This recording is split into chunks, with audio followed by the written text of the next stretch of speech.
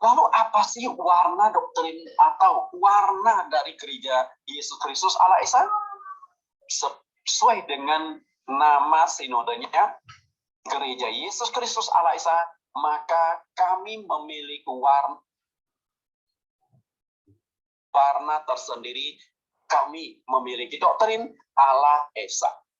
Selama ini, seluruh dunia dan juga di Indonesia, mayoritas sinode-sinode menekankan tentang Allah Trinitas atau Allah Tritunggal. Tapi kami menekankan bahwa Allah itu Esa. Tentu di sini sebagai sinode yang mengusung Allah Esa, kami memiliki penjelasan-penjelasan bahwa Allah di dalam perjanjian lama sampai perjanjian baru itu menekankan bahwa Allah itu adalah Esa.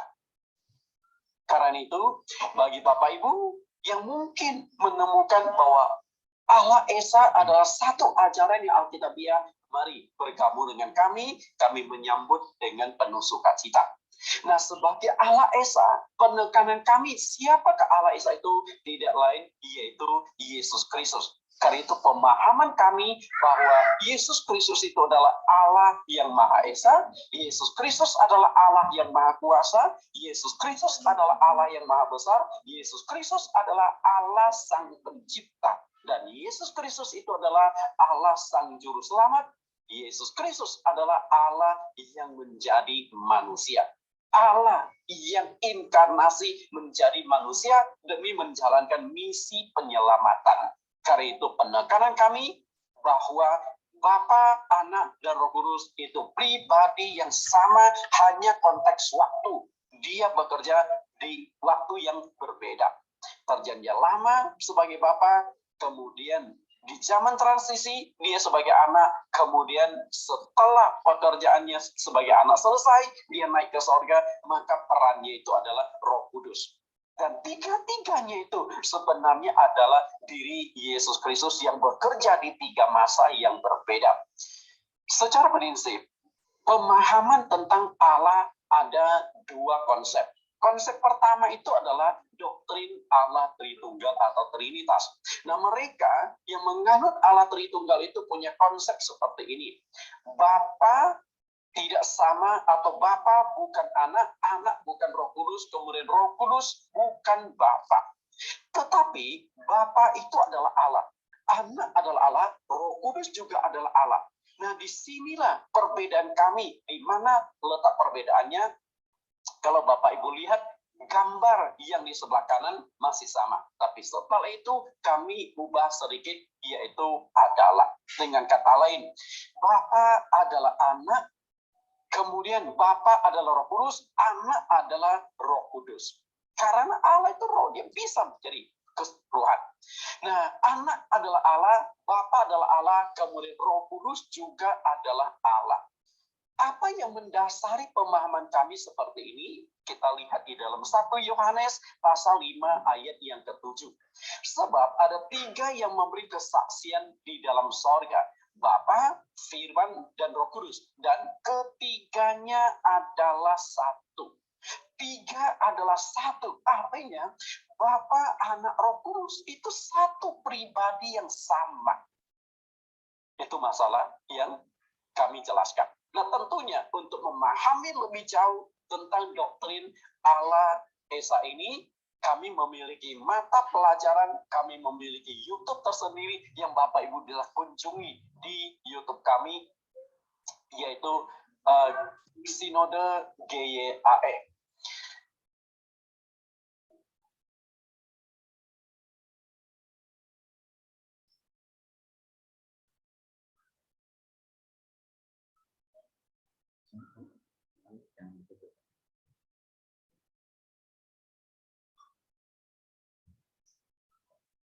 Baik, Bapak Ibu, sudah mudah-mudahan jelas ya tadi videonya atau konten di YouTube dari salah satu gereja atau sinode baru tadi itu pendeta Jurnawan ya, Nathan Jurnawan Sekum dari sinode gereja yang baru tadi itu, gereja Allah yang Esa.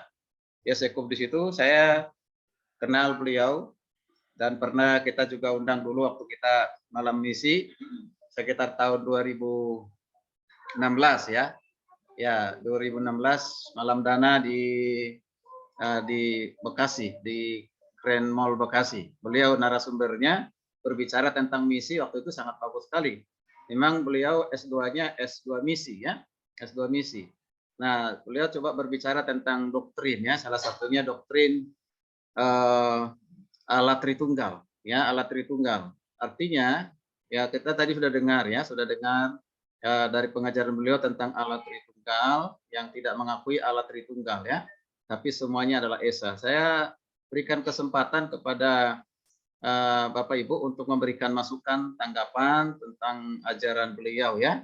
Dan karena ada juga ajaran beliau yang viral divideokan, yaitu ya bahwa pembasuhan kaki yang dilakukan oleh Yesus itu adalah ya menjadi sakramen, harus dibuat menjadi sakramen karena itu diperintahkan oleh Tuhan Yesus. Itu harus sakramen. Maka di gereja itu pembasuhan kaki itu menjadi satu sakramen. Dan yang berikut pengajaran beliau mengatakan bahwa Yesus disebut sebagai anak Allah itu setelah dibaptis. Yesus disebut sebagai anak Allah setelah dibaptis.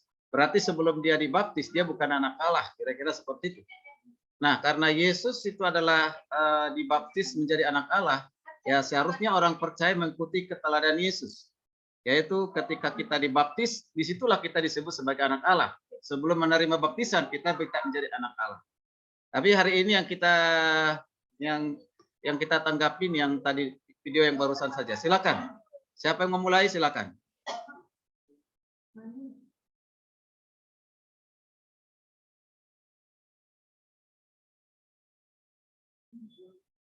Silakan Bapak Ibu.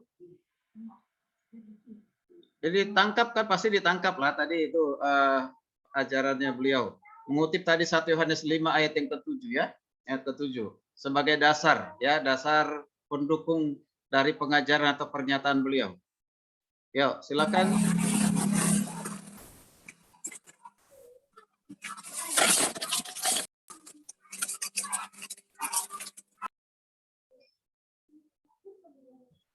Ada yang beri tanggapan atau setuju dengan ajaran itu? Ya, salam Pak. Ini ya, biasanya ini kalau gitu saya yang mulai dulu saja. Ya. Terima kasih untuk kesempatannya.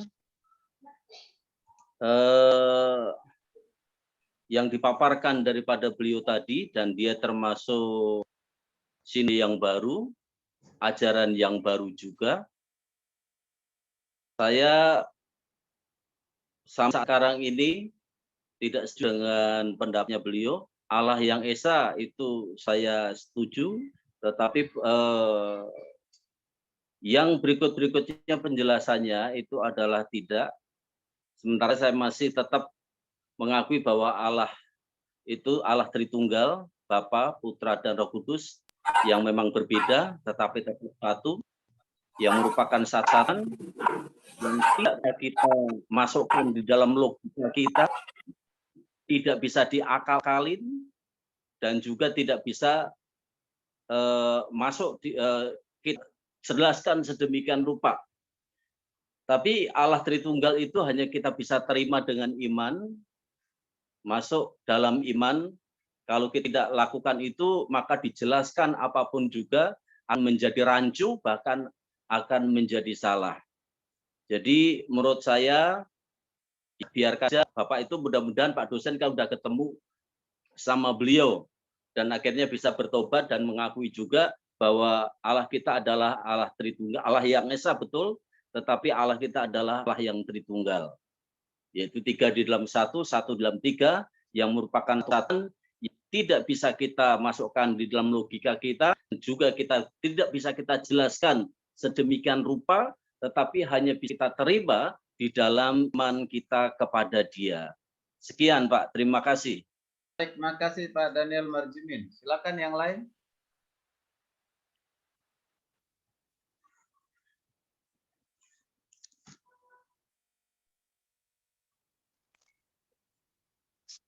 Silakan Pak Yusuf. Saya buka mute volume.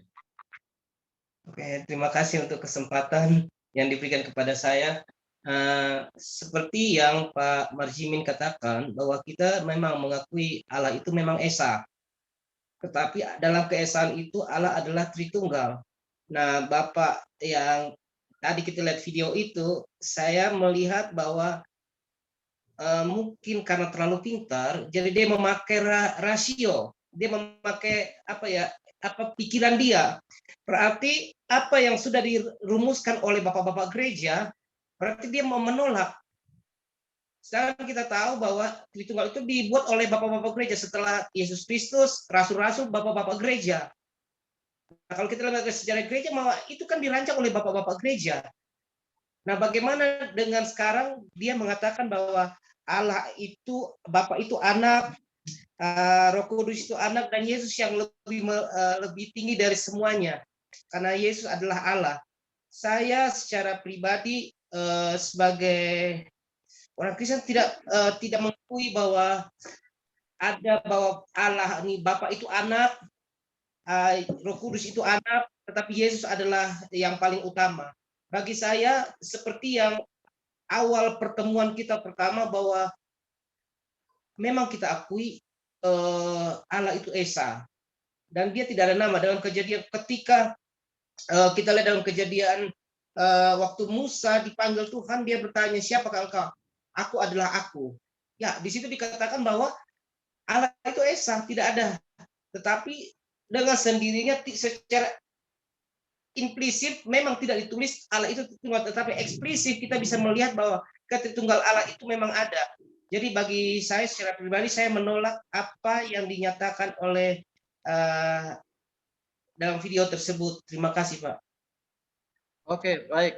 Masih ada yang lain. Jadi namanya tadi ya Jurnawan Nathan Jurnawan ya, Nathan Jurnawan. Oke, silakan. Pak Slamet.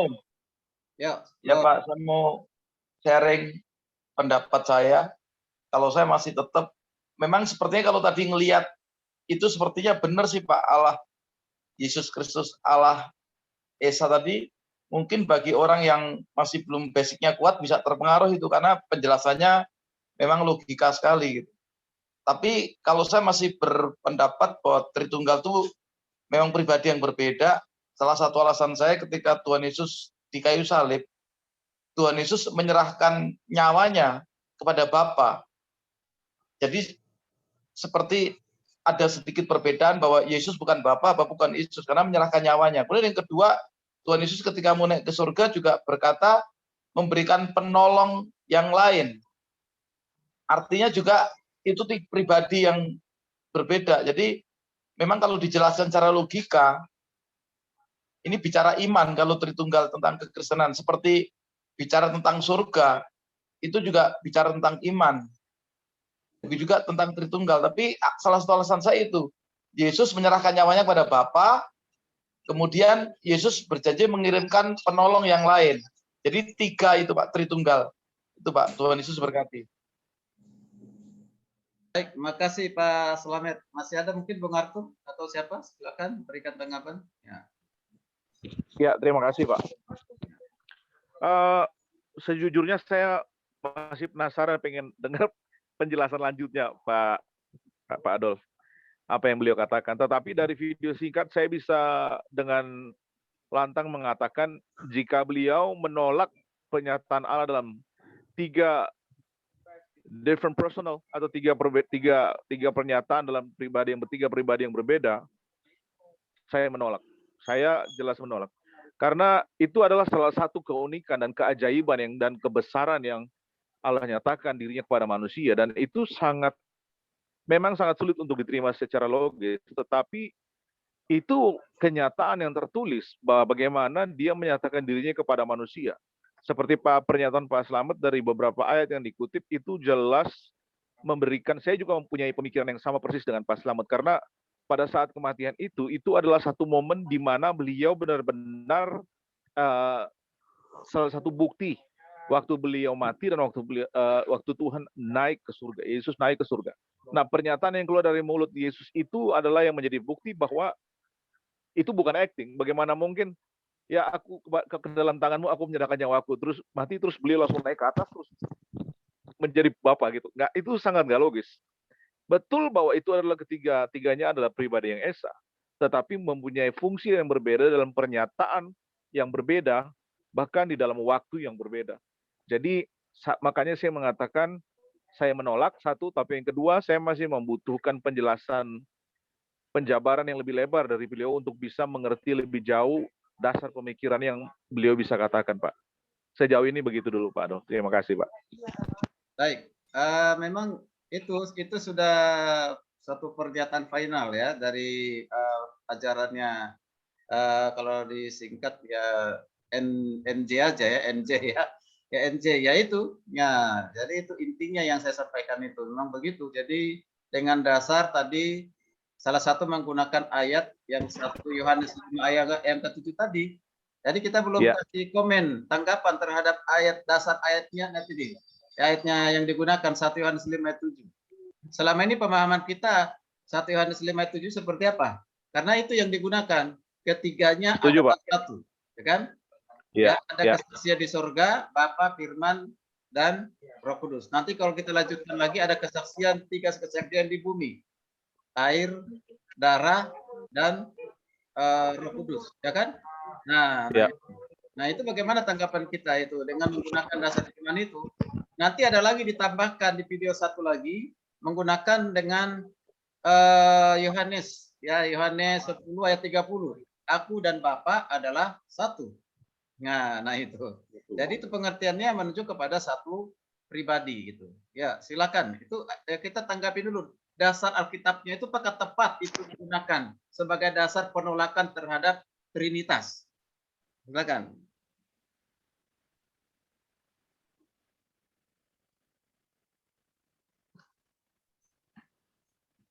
Silakan Pak Elia atau Pak Pendri.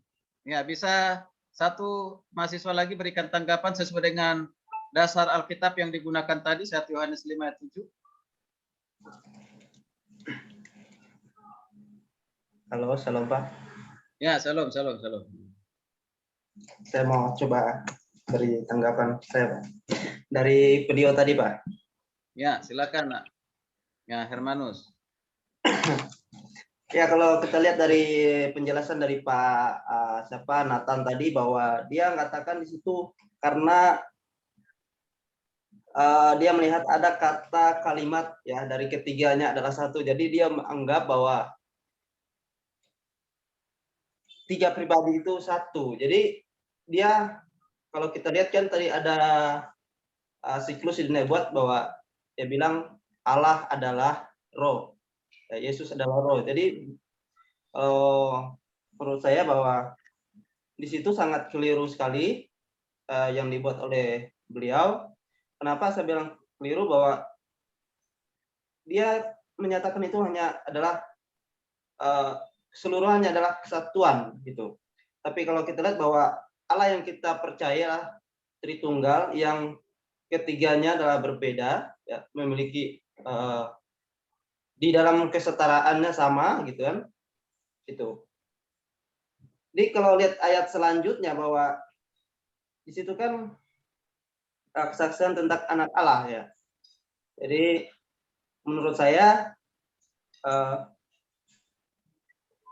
bahwa yang beliau berikan itulah keliru gitu. Ya, kelirunya kenapa? Di mana kekeliruannya? Ya. Kekeliruannya ya, dia memahami Tritunggal itu satu pribadi gitu. Kan di situ udah jelas itu. Ketiganya adalah satu. Ada 2 kali loh diulang. Di ayat ke-7, kemudian di ke-8. Ayat ke-7 kan ketiganya adalah satu. Di ayat ke-8 juga dikatakan ada kesaksian, 3 kesaksian, beri kesaksian di bumi, roh, air, dan darah. Ketiganya adalah satu. 2 kali diulang kata satu.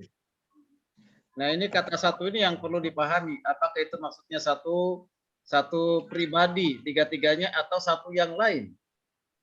Ya. Atau memang satu begitu. Satu dalam hal apa kan itu? Itu yang mungkin kita pahami ya. dalam keilahian. Satu dalam keilahian. Ya. Oke, nah di mana itu dasarnya di ayat itu yang menunjukkan itu? Di ayatnya yang ke-7 dan ke-8, sebab ada 3 yang memberikan kesaksian dalam sorga, Bapa, Firman, dan Roh Kudus. Jadi kalau kita lihat ya, bagaimana ketika Allah menciptakan ini kan semuanya yang terlibat di situ. Jadi Oke, jadi satu dalam keilahian ya, terlibat dalam penciptaan itu ya, tiga-tiganya. Jadi bukan hanya Bapa ya gitu ya. Iya, Pak. Nah, oke, baik, makasih untuk Hermanus. Ada yang lain satu orang lagi? Ini dasarnya ini masalah digunakan ayat ini. Tadi kalau orang nggak memahami ayat ini dengan baik, maka akan bisa setuju. Oh iya betul juga kan? Gitu. Ada dasar Alkitabnya kan gitu. Nah, ya gitu. Ya, Mas ada? Silakan kalau masih ada. Oke. Baik, kalau tidak ada biasanya Pak Marolov ini. Ya. Lagi apa namanya? Lagi bersemangat belajar tentang teologi sistematika, teologi biblika kan? Ya. Oke, baik. Kalau tidak ada Pak Elia mungkin lagi bikin kopi mungkin ya. Ya. Biasanya beliau langsung itu memberikan tanggapan. Baik, Bapak Ibu, saya sependapat dan setuju dengan apa yang disampaikan oleh tadi pendapat dari Bapak-bapak. Ya, di 2 kali pertemuan tentu sudah sangat jelas ya. Ya, 3 pribadi yang berbeda dan Esa dalam hal hakikat keilahian ya, dalam hal keilahiannya. Tidak ada 3 Allah, 1 Allah atau Esa. Nanti akan kita lanjutkan pembahasan kita yang membuktikan hal itu. Ya. Nah, saya hanya menyinggung ayat yang digunakan. Ayat yang digunakan 1 Yohanes 5 ayat yang ke 1 Yohanes 5 ayat 7 dan 8 untuk membangun penolakan atas dasar ayat itu, menolakkan tentang Trinitas. Ini sangat keliru sekali. Itu sangat salah sekali, itu enggak tepat menggunakan ayat itu. Mengapa? Kalau diperhatikan di bahasa aslinya ataupun di bahasa Inggris, ayat ke-7 itu tidak ada, makanya dibuat di situ dalam kurung ya. Ya, coba itu ya. Nah, tidak ada itu di manuskripnya, nggak ada, ya, tidak ada, ya itu. Kalau tidak ada, kenapa digunakan? Jadi nggak tepat ini menggunakan pembelaan atau percaya Trinitas atau menolak Trinitas, itu nggak tepat menggunakan itu, ya, menggunakan itu. Karena kadang kalau kita berpikir, untuk apa ada kesaksian di sorga? Bukankah di sana ada Bapa? Bukankah di sana Yesus? Bukankah di sana Roh Kudus? Bukankah di sana malaikat? Jadi mau bersaksi buat siapa di surga? Maka ayat ini sebenarnya nggak ada. Nggak tahu juga kenapa ditambahkan oleh lembaga Alkitab Indonesia ya. Ya, kalau ayat yang ke-8 memang ada mungkin penekanan ya. Dan ada 3 yang memberi kesaksian di bumi, roh, air, dan darah. Nah, kalau ini ya menunjukkan yang pertama adalah kesaksian dari Roh Kudus setelah disurahkan. Ya, Roh Kudus. Nah, bekerja sesuai dengan nubuatan dari Yoel, Yeremia, nubuatan dari Yesus sendiri yang menjadi puncak dari nubuatan tentang pengutusan dari Roh Kudus, ya kan? Nah, Roh Kudus. Nah, itu udah terjadi. Dan sampai hari ini Roh Kudus itu bekerja. Ya kan? Lalu yang kedua, air. Nah, hampir semua menafsirkan berpendapat air ini adalah suatu proklamasi di mana pernah Yesus dibaptis di kitab Matius dan juga ada di Markus ya. Ya, Yesus dibaptis bukan baptisan pertobatan, tapi baptisan penyataan bahwa dia yang sudah berinkarnasi, sudah lahir di tengah-tengah Israel, dia harus menyatakan diri. Dia sudah hadir, itu salah satu makna teologisnya. Maka disaksikan juga di situ, tadi ketrinitasan itu, yaitu Bapa. Inilah anakku yang kukasihi. Itu Bapa berbicara. Nah, anak yang dikasih itu siapa? Itulah yang pribadi kedua, yang masuk ke Sungai Yordan yang dibaptis gitu kan. Pada saat terjadi baptisan ada Roh Kudus ya. Nah, itu sangat jelas sekali. Nah, kalau tadi diajarkan oleh NJ ini, ya, itu Bapa adalah Yesus sendiri, Roh Kudus adalah Yesus sendiri. Hanya beda peran sesuai dengan fungsinya, sesuai dengan zamannya. Pada perjanjian lama, katakan pada penciptaan dia sebagai Bapa. Pada saat dia menyatakan diri sebagai manusia, ya datang dunia ini sebagai penyelamat. Ya selesai mengerjakan tugasnya, ya diutus Roh Kudus. Nah dia juga, ya jadi dia juga gitu. Nah maka kalau kita pun menggunakan logika sehat, ya logika sehat yang sangat sederhana aja, ya misalnya gini, aku akan mengutus Roh Kudus. Saya akan pergi ke sana dan akan mengutus Roh Kudus. Dari ungkapan ini aja sudah menunjukkan dua pribadi yang berbeda. Yesus dengan Roh Kudus. Ya kan? Nah, kalau dia juga, ya nanti saya akan pergi ke surga menjadikan tempat bagimu. Lalu dikatakan lagi nanti di Yohanes 16-14 itu, aku akan datang kembali dalam bentuk Roh Kudus. Nah gitu. Kalau dia sudah hadir dalam bentuk Roh Kudus, jadi apalagi artinya kata yang dikatakan, aku akan datang yang kedua kali. Berarti sudah digenapi dong kedatangan yang kedua kali dalam bentuk Roh Kudus, ya kan gitu. Nah ini nanti kita dengar lagi video yang kedua, ya hampir yang sama dengan itu. Nah ini air itu kan, kemudian darah, ya darah hampir semua masih menyetujui ini ayat ini. Memang di manuskripnya ada, ya darah itu menunjukkan apa? Ya itu adalah penyataan Tuhan Yesus juga, penyataan Tuhan Yesus ketika dia mengorbankan dirinya mati di kayu salib, mencurahkan darahnya, ya mencurahkan darahnya. Itu adalah suatu penyataan. Maka dari ayat ini kita simpulkan dan kita baca konteks secara keseluruhan di Yohanes 5 ini. Ya, di Yohanes 5 ini maksudnya Yohanes itu apa? Ini Bapa punya kesaksian yang sama dengan Yesus. Yesus punya kesaksian tentang dirinya sama seperti apa dikatakan oleh Bapa. Lalu kesaksian yang dikatakan oleh Roh Kudus sama. Kesaksiannya apa? Isinya apa? Kesaksiannya tentang anak Allah. Bapa bersaksi tentang anak Allah. Yesus bersaksi tentang dirinya sendiri sebagai anak Allah. Roh Kudus pun bersaksi sampai hari ini Yesus sebagai anak Allah. Nah, judulnya saja sudah dibuat kesaksian tentang anak Allah. Jadi ini nggak ada hubungan dengan Trinitas. Ya kan? Judulnya saja lembaga Alkitab sudah dibuat kesaksian tentang anak Allah. Lalu kita perhatikan, siapa yang menyaksikan dia tentang anak Allah? Bapa menyaksikan dia anak Allah. Roh Kudus menyaksikan dia anak Allah. Yesus sendiri menyaksikan dirinya anak Allah. Jadi satu dalam kesaksian, itu maksudnya. Ya bukan satu dalam pribadi, satu dalam kesaksian. Isi kesaksian tiga pribadi itu, Yesus adalah anak Allah. Itu maksudnya di situ. Ya, dan juga Yesus yang adalah anak Allah setara dengan Bapa. Mengapa? Karena di ayat berikut dikatakan di ayat yang ke-9 ya. Yang kita menerima kesaksian manusia, tapi kesaksian Allah lebih kuat.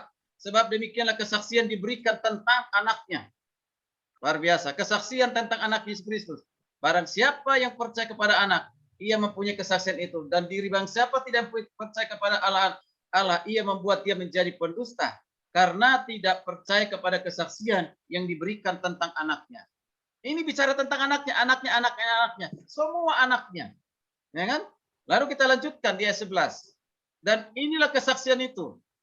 Allah telah mengaruniakan hidup kekal kepada kita dan hidup itu ada dalam anaknya. Anaknya lagi. Ya kan? Nah, mengaruniakan hidup kekal kepada anaknya. Yesus Kristus ya dikatakan adalah sumber dari hidup kekal. Maka dikatakan, coba kita perhatikan.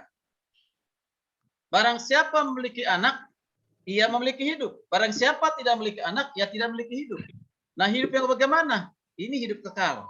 Kalau Yesus sumber hidup kekal, maka dia setara dengan Tuhan.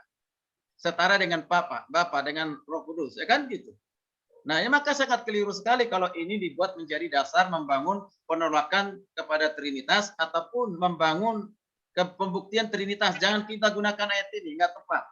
Ya, kita gunakan banyak ayat-ayat yang lain. Ya. Setuju, Pak. Oke. Sangat setuju. Ya, itu mudah-mudahan menolong ya. Mungkin ada yang mau melengkapi, silakan. Pak Adolf, maaf Pak, saya permisi naik motor Pak dalam perjalanan pulang saya Pak. Oke. Saya permisi tutup kamera, tapi saya tetap ikut kelas Pak. Baik, silakan. Hati-hati di jalan, Pak. Ya, silakan. Iya Pak, terima kasih. Saya nggak lift ya Pak, saya tetap ikut kelas Pak. Baik.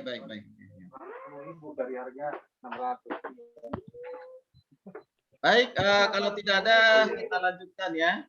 Saya putar video yang kedua. Kita sarjana ini mesti banyak isinya, supaya lebih hidup kelas ini ya. Tolong yang lain.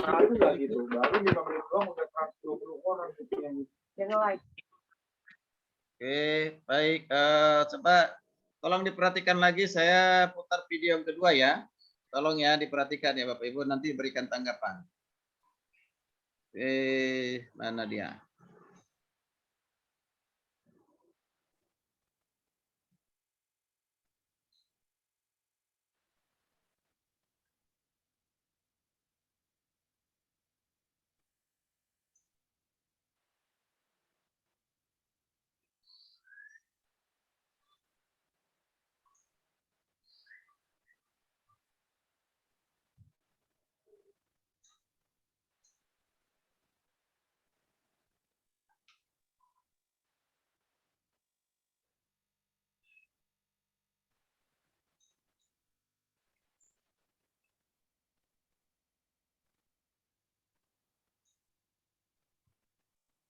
Bentar. Oke, ya.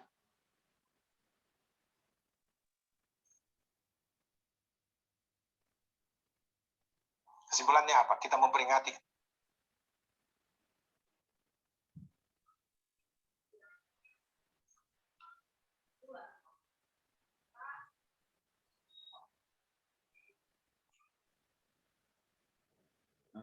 Kenapa ini bisa salah? Ya.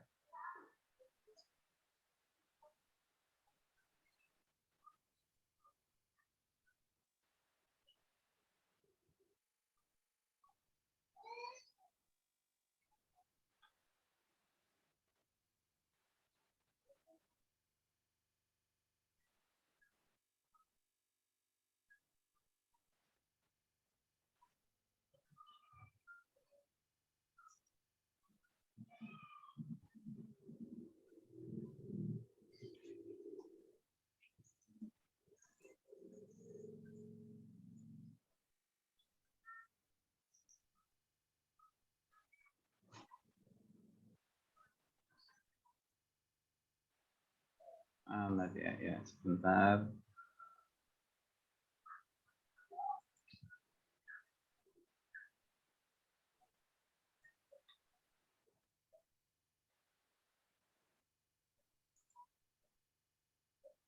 Ya, oke. Bisa diperhatikan ya. kesimpulannya apa? Kita memperingati kenaikan Yesus. Mengatakan, kenaikan Yesus adalah bukti ketuhanan dan kealahan yang sempurna. Satu, kenaikan Yesus menandakan dia telah selesai bekerja dalam rupa manusia di bumi. Ada yang akan melanjutkan pekerjaannya. Siapa? Dia juga, tapi dalam wujud yang lain. Roh Kudus yang akan datang. Itu dalam teks Alkitab. Jadi Roh Kudus itu adalah Yesus sendiri dalam wujud Roh yang kudus yang berdiam dalam diri manusia untuk mengejawantahkan, menggenapi nubuatan keimanuelan Yesus. Dengar baik-baik. Untuk menggenapi nubuatan keimanuelan Yesus. Yesus dikatakan dia Immanuel, Allah yang menyertai kita senantiasa. Ya, harus diam dalam diri kita. Supaya dimanapun kita berada, kapanpun dia tetap bersama dengan kita. Supaya firman Allah digenapi. Dia sekali-kali tidak akan pernah membiarkan kita. Dia sekali-kali tidak akan pernah meninggalkan kita. Dia akan menyertai kita senantiasa sampai kepada kesudahan zaman. Jadi kalau saudara mengatakan Roh Kudus bukan Yesus, maka Alkitab salah. Ya. Teologi ini bikin ngaco. Hati-hati loh. Yang mengatakan Roh Kudus bukan Yesus. Berarti apa yang Yesus bilang, aku tidak akan membiarkan engkau, aku tidak akan meninggalkan engkau, aku akan menyertai engkau senantiasa sampai kepada kesudahan zaman. Itu bohong semua perkataannya. kalau Roh Kudus bukan Yesus itu sendiri. Saudara perhatikan, sesudah ia mengatakan demikian, ayat 9. Kisah Rasul 1. Sesudah ia mengatakan demikian, terangkatlah ia disaksikan oleh mereka dan awan menutupnya dari pandangan mereka. Ketika mereka sedang menatap ke langit waktu ia naik itu, tiba-tiba berdirilah 2 orang yang berpakaian putih dekat mereka, dan ayat 11 perhatikan. Dan berkata kepada mereka, hai orang-orang Galilea, mengapa kamu berdiri melihat ke langit? Yesus ini yang terangkat ke sorga meninggalkan kamu. Ya, dikatakan meninggalkan kamu. Baca ayat 11, muncul ke ayat 11. Ya. Akan datang kembali dengan cara yang sama seperti kamu melihat dia naik ke sorga. Secara tubuh fisik, secara tubuh jasmania, walaupun itu tubuh kemuliaan yang Yesus pakai, dia terpisah dengan murid-murid. Tapi hanya sekejap, karena dia katakan, aku akan datang kembali. Aku tidak akan membiarkan engkau sebagai piatu. Aku akan datang kembali. Siapa dia? Roh Kudus. Saudara-saudara yang kekasih. Jadi Roh Kudus itulah Yesus yang Immanuel, yang senantiasa menyertai kita sampai kepada kesudahan zaman. Saudara-saudara, sudahlah. Kembalilah ke Alkitab. Jangan terus pegang teologi yang tidak sesuai dengan Alkitab. Teologi yang tidak Alkitabiah. Jangan itu menjadi patokan, saudara. Saya harus katakan, tidak ada pribadi Allah Bapa dalam kekekalan, tidak ada pribadi Allah Anak dalam kekekalan, tidak ada pribadi Allah Roh Kudus dalam kekekalan. Tidak ada 3 pribadi dalam kekekalan. Tidak ada pribadi Allah Bapa dalam kekekalan, tidak ada pribadi Allah Anak dalam kekekalan, tidak ada pribadi Allah Roh Kudus dalam kekekalan. Tidak ada 3 pribadi dalam kekekalan. Tidak ada pribadi Allah Bapa dalam kekekalan, tidak ada pribadi Allah Anak dalam kekekalan, tidak ada pribadi Allah Roh Kudus dalam kekekalan. Tidak ada 3 pribadi dalam kekekalan. Fungsi masing-masing yang berbeda-beda. Allah Bapa berfungsi menciptakan langit dan bumi serta segala isinya. Ya, ketika manusia jatuh ke dalam dosa, Allah Anak bertugas turun menebus. Dan kemudian Allah Roh Kudus yang bertugas menjaga karya yang sudah dilakukan oleh Allah Anak. Tuhan menerangi hati saya, mencerahkan saya. Saya harus kembali kepada Alkitab. Ajaran Alkitab secara murni dan konsekuen. Tidak ada 2 atau 3 atau banyak pribadi Allah. Only one person. Oke, mudah-mudahan jelas pesannya. Jelas, Pak. Ya, hampir sama. Ya, silakan, ada yang memberikan tanggapan? Ya, salam, Pak. Ya, salam. Puji Tuhan, terima kasih. Apa dulu dia? Apa itu? Sebentar. Ini kenapa ada suara lagi? Sebentar.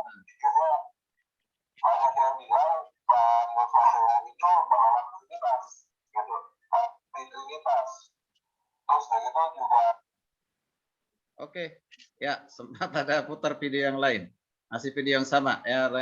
Silakan. Iya, puji Tuhan.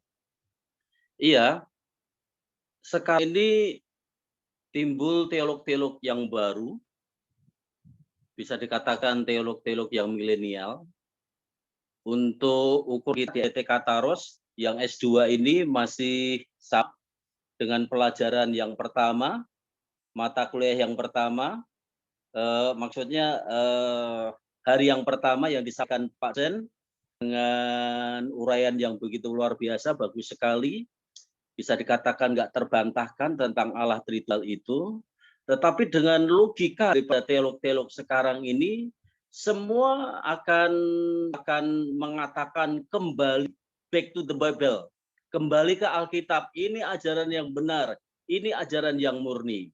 Padahal dia sudah menyimpang daripada ajaran yang ini. Dia tidak menggunakan iman, tetapi menggunakan logika yang begitu luar biasa, supaya bisa dijelaskan tentang Allahnya itu Nah, itu yang tidak masuk akal dalam kehidupan. Allah kita itu tidak masuk akal dan nggak bisa dijelaskan, yang mesti begitu luar biasa. Tadi Greta juga udah keluar dari Betel karena tidak sesuai dengan ajaran Tritunggal yang ada di GBI. Ya, untuk itu saya tidak sependapat dengan Pak siapa tadi ya, Pak ya? JT Dengan Bapak yang menyampaikan. JT Josoteu. Masih NJ. JT. Oh iya, Yosua Teu itu juga ya. Ya, itu enggak sama dengan dok yang ada di Betel. Ya, itu penjelasan. Oke, terima kasih. Ada lagi yang lain? Lagi kuliah. Gimana, Pak? Ya, ada? Yang belum Shalom. memberikan suara ini suara dari Ibu Marlianti Asipuan, Ibu Lianti. Nah, ini karena ini kalau kita ada pengaruh tidak bisa maksudnya kalau kita tanggapin ini artinya kita punya sikap terhadap ajaran itu, sehingga nanti jangan sampai kalau jemaat kita mendengar begitu ataupun kalau kita guru murid kita mendengar begitu, kita bisa luruskan. Bisa kasih tahu gitu ya, beritahu. Nah, itu makanya penting sekali mata kuliah ini ya, karena memang dari dulu sampai hari ini bahkan nanti untuk ke depan masih banyak ajaran-ajaran yang kontradiksi, akan keliru, bahkan mungkin berani katakan sesat tentang pemahaman tentang Allah Tritunggal. Ya, kalau ada yang mau bisa berikan tanggapan lagi, terutama Ya, dari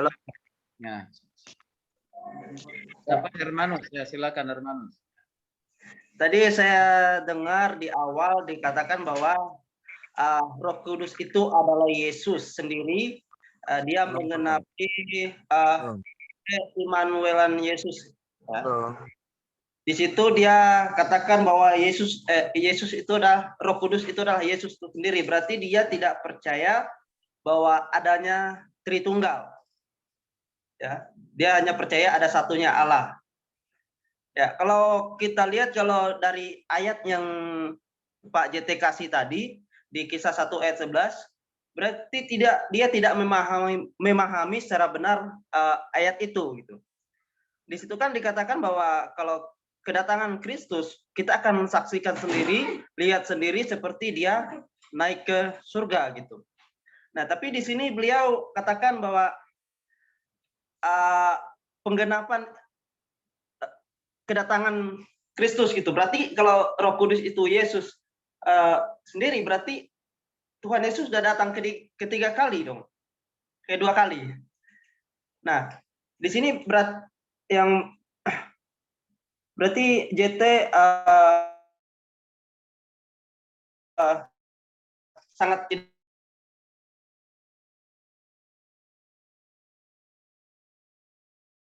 putus-putus suaranya, Hermanus.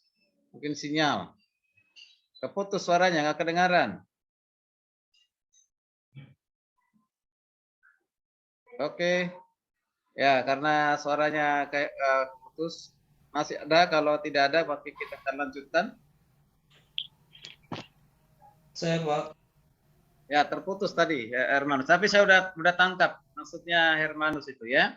Bahwa esensinya adalah tadi ya, ada dua ya. Pertama, bahwa kedatangan Kristus, yang kedua seperti dijanjikan Yohanes Kisah Rasul 1:11 itu sudah tergenapi. Ya, sudah tergenapi. Nah, apakah betul benar demikian sudah tergenapi? Ya, belum dengan Roh Kudus. Lalu yang kedua, tadi esensi yang kedua adalah penolakan kepada pribadi, tiga pribadi Bapa, Anak, dan Roh Kudus itu tidak ada tiga pribadi itu dalam kekekalan. Tidak ada pribadi Allah, ya tiga pribadi Allah dalam kekekalan. Tidak ada, ya hanya satu. Ya itu saja. Bapa itu sendiri, ya itu adalah juga Yesus. Yesus sendiri, Roh Kudus sampai sama lah tadi dengan yang si JN ya. Ya, JN. Jadi tidak mengakui. Dengan menggunakan dasar ayat ini pun sangat kontradiksi, tidak tepat menggunakan ayat itu sebagai penolakan terhadap Trinitas. Itu sangat keliru sekali. Ayat itu belum digenapi. Itu berbicara tentang Yesus yang akan datang dalam bentuk tubuh kemuliaan yang bisa dilihat, yang bisa disaksikan oleh dunia nanti. Sama seperti ketika dia naik ke surga disaksikan oleh murid-muridnya. Bisa dilihat dengan mata kepala sendiri, bisa disaksikan. Tubuh kemuliaan yang akan turun datang lagi ke dunia ini. Itu belum tergenapi. Ya kan? Kalau itu percaya itu tergenapi, berarti yang dimaksud dengan kedatangan Kristus yang kedua kali nanti yang mana? Yang akan datang menjadi hakim, yang akan datang untuk nanti turun di apa namanya, di Bukit Zaitun, ya, dia akan turun nanti dari dunia, dari surga ke dunia lagi kan gitu ya. Nah itu. Jadi ini tidak ada kedatangan yang ketiga kali kan, kedatangan kedua ya, maka ini ayat ini juga sangat keliru sekali menggunakan ayat ini untuk penolakan terhadap ya ketrinitasan. Tidak kuat dasarnya, nggak tahu juga tadi dikatakan dia dicerahkan oleh Roh Kudus katanya. Pencerahan yang didapatkan dari Tuhan. Bingung juga saya pencerahan seperti apa itu. Ya kan gitu. Ya, luar biasa. Lagi kalau menggunakan tadi ada seperti JN ya. Ya, JN menggunakan ilustrasi tentang dirinya. Ya, ini juga sangat keliru. Saya di rumah saya sebagai bapak dipanggil anak-anak, ketika saya kepada gereja saya dipanggil sebagai gembala, ya ketika saya nanti di kelurahan dipanggil sebagai apa kan gitu ya. Ya itu juga saya juga gitu. Sangat keliru. Apakah dengan dia dirinya sendiri itu bisa di tempat yang berbeda? Di tempat yang berbeda dia bisa hadir dengan waktu yang sama. Gitu. Jadi dia bisa hadir bersamaan di waktu yang bersamaan di tempat yang berbeda, itu maksudnya. Bisa nggak hadir? Ya nggak bisa. Jadi ilustrasi itu buang, coret itu nggak bisa. Kalau Bapa, Anak dan Roh Kudus bisa hadir kapanpun, dimanapun, dalam tempat yang berbeda pun bisa hadir, gitu kan? Maka jangan gunakan ilustrasi yang seperti itu kepada menjelaskan kepada jemaah.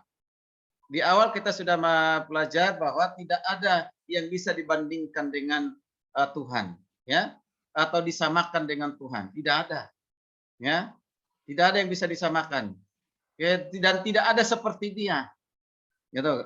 Yang bisa disamakan itu karena benda, ya benda, ya itu sesuatu benda yang bisa dilihat, ya itu baru bisa disamakan. Tapi kalau Tuhan karena bukan benda, nggak ada yang bisa disamakan, ya. Oke, nah itu. Baik, Pak Dani baru masuk ini, terlambat. Terima kasih Pak Dani, sudah bergabung, ya. Ya. Ya Pak. Oke, baik ya, kita turut berduka cita ya, omnya yang ya meninggal ya. Sudah dimakamkan ya hari itu juga ya. Baik. Kemarin Pak. Oh kemarin, ya. Oke, baik. Tapi udah bisa ikut lanjut ya.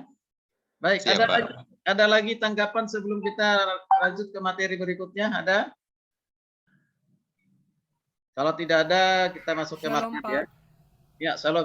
Ya. Pak, mungkin saya tanggapin dengan pengertian saya, Pak. Ya, silakan Ibu. Dalam Tritunggal, memang di dalam Alkitab Bapak dulu pernah nyinggung bahwa tidak ada kata-kata Tritunggal. Adanya itu Roh Kudus, Bapak, Roh, dan Anak. Sehingga bapak-bapak gereja untuk supaya jemaat bisa mengerti, akhirnya dibuatlah namanya Tritunggal. Mungkin itu Pak ya tanggapan saya. Kalau saya salah nanti saya diperbaiki. Jadi pengertian saya mengenai Tritunggal itu adalah yaitu kita sering ngomong Tuhan kita Esa. Mungkin pengertian Esa itu sendiri buat kita sebagai anak Tuhan itu Esa itu adalah bukan satu. Bukan satu, bukan itu Pak. Jadi mungkin ya akhirnya kita diserang sama orang-orang yang beragama lain bahwa kita tuh menyembah Tuhan 3. Dikatakan sebenarnya memang kita nyembah satu Tuhan. Jadi menurut saya itu ada 3 pribadi itu yang mungkin tadi yang disampaikan video yang tadi yang terakhir, mungkin dia menyampaikan bahwa 3 pribadi ini adalah mempunyai fungsi yang berbeda. Contohnya mungkin dia bilang di Kisah Para Rasul bahwa waktu Tuhan Yesus naik ke surga, dia akan kembali, dia kalau sudah naik ke atas karena di bawah sudah tidak ada orang, jadi dikirim ke Roh Kudus untuk menghibur umatnya. Jadi gitu loh Pak. Jadi mungkin Tritunggal ini adalah mempunyai satu kesatuan ini namanya Esa, dan dia mempunyai fungsi yang berbeda. Bapak nggak mungkin turun ke bumi untuk menyelamatkan manusia, makanya dia kirim anak-anaknya. Lalu setelah anaknya naik ke surga, bahwa dikatakan kita semua umat Tuhan jangan merasa kehilangan, tapi nanti dia akan mengirim seorang Roh Kudus menghibur umat manusia. Nah itu mungkin fungsinya aja kali yang berbeda, Pak. Tetapi di dalam diri saya, makanya saya nggak banyak berani komentar karena ini sangat-sangat berbahaya kalau tidak mengerti, makanya saya nggak berani banyak ngomong. Nah ini pun kalau saya yang komentar, kalau saya salah mungkin tolong diperbaiki. Kalau kepercayaan saya bahwa kita percaya Allah itu Esa, yaitu satu kesatuan. 3 itu satu kesatuan yang disebut namanya Esa. Bapa, Anak, dan Roh Kudus. Dan dia tiga-tiganya adalah Tuhan. Dan dia yang kita sembah gitu. Itu aja sih Pak. Terima kasih, Tuhan berkati. Oke, baik. Memang ada penekanan peranan ya.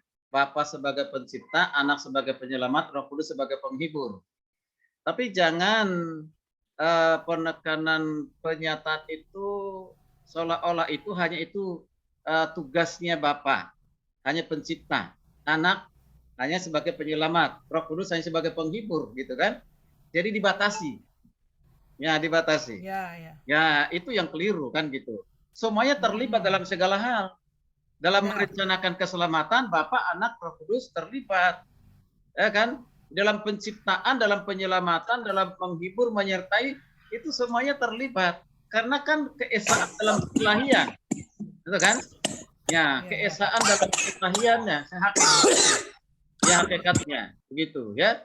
Nah, tapi dalam hal pribadi, Alkitab sudah sangat jelas kok. Nanti kita lihat ada kata kita, kami, kalau tunggal, itu ya kemarin kita udah lihat. Kata tunggal itu kan Eloah, itu tunggal. Ya, Eloah. Nah, ternyata kata Eloah dalam perjanjian lama sampai ke perjanjian baru kalau diterjemahkan, itu sangat sedikit. Tapi itu sudah kuat membuktikan keesaan dari keesaan atau hakikat dari Tuhan itu sendiri. Itu sudah satu bukti yang kuat. Tapi justru yang ribuan sampai 2000 kita temukan di dalam kita membuktikan kejamakan itu adalah kata kami, Elohim, ya kan? Kata Elohim dengan akhirat itu menunjukkan suatu kejamakan. Itu ribuan. Ini berarti pembuktian Tuhan menyatakan di dalam dengan apa? Di dalam keesaan itu ada 3 elemen, ada 3 pribadi yang berbeda, Bapa, Anak, dan Roh Kudus. Ya? Tapi tidak boleh itu sekali lagi dipahami sebagai metafisika ataupun biologis kan gitu, atau hitungan matematika kan itu nggak bisa seperti itu. Itu yang katakan ini ilmu tingkat tinggi yang tidak mungkin mampu kita memahaminya dengan sempurna, ya kan? Tapi dari apa yang dikatakan Bapa mengutus Yesus anak yang tunggal, itu aja udah jelas sekali. Bapa mengutus. Kalau misalnya dia sendiri tidak perlu Bapa mengatakan aku mengutus anak. Nah kan tidak perlu lagi katakan anak mengutus Roh Kudus. Kalau itu pribadi yang sama. Kata tunggal aja semua. Eloah semua. Ya kan? Buang itu kata kita, kata kami. Ya kan? Kalau bagi manusia kalau lebih dari satu kamu. Ya kan gitu ya. Ya kalau dalam bahasa Manado katakan mungkin di Manado kamu kan gitu. Nah, itu kan. Nah, itu semua adalah jamak. Nah, inilah kehebatan. Bagaimana kita bisa memahami keesaan dalam kejamakan. Wah, itu luar biasa. Ya, nah ini berbicara bukan hanya pengetahuan, maka dikatakan harus mendahului iman, baru masuk dalam satu pengertian. Tanpa kita mengerti pun dengan sempurna, kita harus imani apa yang sudah dirumuskan oleh bapak-bapak gereja. Ya, makanya yang sekarang ini nggak tahu lah, apakah karena ingin menjadi YouTuber yang terkenal, ya kan, membuat sesuatu yang kontradiksi, atau itu memang sudah menjadi ajarannya dia coba menolak ya, seolah-olah mengklarifikasi ajaran dari bapak-bapak gereja yang lebih cerdas, yang lebih pintar. Bapak-bapak gereja dulu itu lebih cerdas, lebih pintar. Karena apa? Mereka jarang makan daging-dagingan gitu, daging babi apalagi kan gitu ya. Selain daripada pengurapan Tuhan, hikmat dari Tuhan juga didukung oleh apa yang pola makan gitu. Kalau sekarang ya bayi baru lahir aja nggak dikasih ASI, langsung kasih apa? Ya, Ya, susu formula. Bagaimana mau pinter kan gitu. Ya, mau cerdas kan gitu. Nah, ini luar biasa ya. Nah, ini nggak sampai ke sana. Maksud saya itu adalah ya bapak-bapak gereja itu dipakai Tuhan, dipakai Roh Kudus untuk merumuskan itu supaya ya jangan terjadi penyesatan. Memang ajaran begini nih, penolakan itu kan sudah dari dulu ya, dari zamannya Rasul, zamannya Yesus, zamannya Rasul, abad pertama, ya abad pertama sampai abad yang ke-20 sudah ada ajaran penolak pandangan-pandangan atau ajaran penolakan terhadap Trinitas sampai hari ini ya. Ternyata itu ada di lingkungan gereja juga gitu ya. Ya masih bersyukur, bedanya adalah dengan saksi Yehova, bedanya mereka dengan saksi Yehova mempercayai Yesus satu-satunya juru selamat, jalan keselamatan. Dialah yang menyelamatkan, ya kan? Itu bedanya. Kalau saksi Yehova kan menolak kalau Yesus itu sebagai Tuhan dan juru selamat. Dan itu ya, itu bedanya. Oke, baik.